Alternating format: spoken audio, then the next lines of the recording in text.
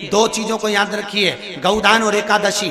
श्रीमद वल्लभाचार्य जी ने मायावत का खंडन करा था जगन्नाथपुरी में, और श्रीमद वल्लभाचार्य जी ने कहा था एकादशी मरने के बाद मत दो, एकादशी जीते जी दो। कहा था कि नहीं कहा था?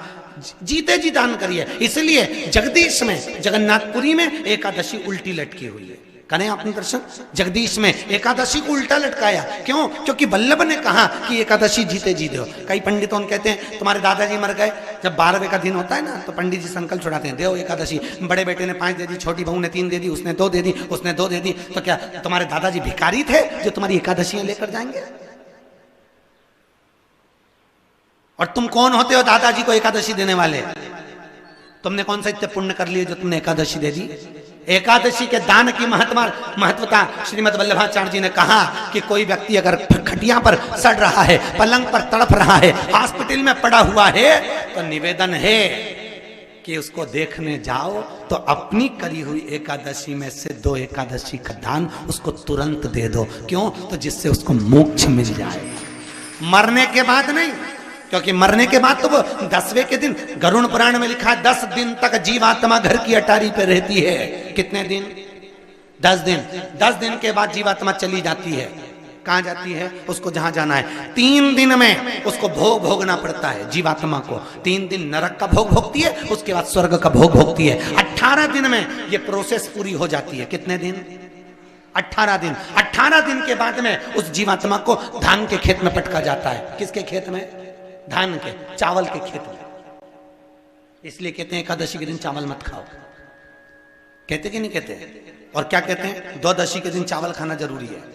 एकादशी का पालना करना है तो द्वादशी को चावल का 1 ग्रास खाओ, तब द्वादशी को चावल खाओगे तो एकादशी लगेगी। चावल नहीं खाओगे तो एकादशी नहीं लगेगी। द्वादशी को चावल खाना जरूरी है। क्यों कहते हैं? क्योंकि धान के खेत में जीव को छोड़ा जाता है, उस धान के खेत में, चावल के खेत में जीवात्मा रहती है। उसको चिड़िया खाती है तो चिड़िया के रूप में जन्म लेता है, मनुष्य खाता है तो मनुष्य के रूप में जन्म लेता है। इसलिए एकादशी के दिन चावल नहीं खाया जाता, क्योंकि एकादशी के दिन हम चावल खाएंगे तो जीव हत्या का दोष लग जाएगा। फिर कब खाना है? द्वादशी के दिन। द्वादशी के दिन क्यों खाया जाता है? क्योंकि हम एकादशी के व्रत करे रहते हैं, और पहला घासा जब चावल का खाते हैं तो अपनी करी हुई एकादशी का पुण्य, जितने जीव हमारे मुंह में जाते हैं उनको उसका पुण्य मिल जाता है, और उनका फिर जन्म नहीं होता, वो तर जाते हैं, उनको एकादशी का भाग मिल जाता है। इसलिए कहते हैं एकादशी को चावल मत खाओ, पर द्वादशी को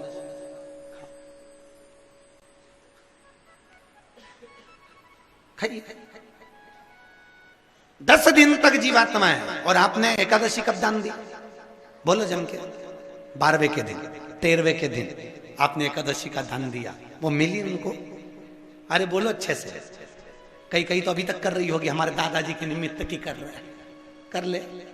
फिर वही वाली बात आ गई, गुलाब के फूल में पानी जारी है। तो वल्लभाचार्य जी ने जगन्नाथपुरी में एकादशी को उल्टा लटकाया। आप लोग गए होंगे तो देखा होगा कि जगदीश में, जगन्नाथपुरी में एकादशी उल्टी लटकी। कारण क्या था? खूब विरोध करा गया श्रीमद वल्लभाचार्य जी का कि तुमने एकादशी को उल्टी लटका दिया जगन्नाथपुरी में। क्यों लटकाया? उसका कारण क्या था? श्रीमद वल्लभाचार्य जी ने कहा, आप कहते हो कि कोई मरे तब एकादशी का दान दीजिए, आप कहते हो कि कोई मरे तब अन्न का दान दीजिए, आप कहते हो कि कोई मरे उसके बाद में आप ये दान दीजिए। श्रीमद वल्लभाचार्य जी ने एकादशी को उल्टा लटका कर कहा कि एकादशी का अगर दान करना है तो पहले एकादशी करो,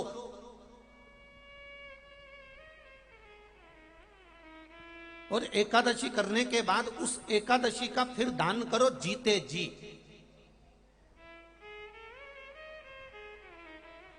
उस एकादशी का फिर दान होना चाहिए।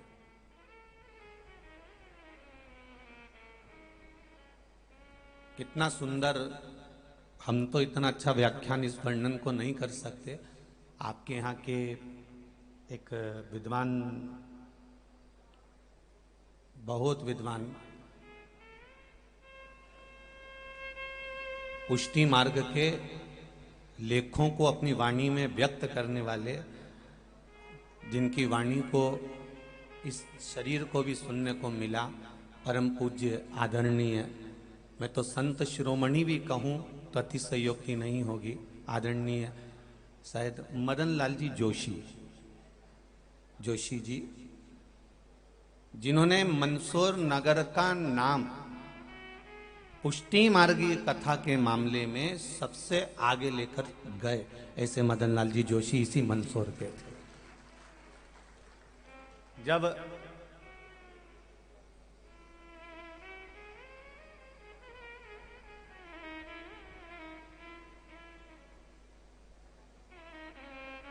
अपनी वाणी से वो कहते थे, अब तो शायद शरीर नहीं है उनका शायद, तो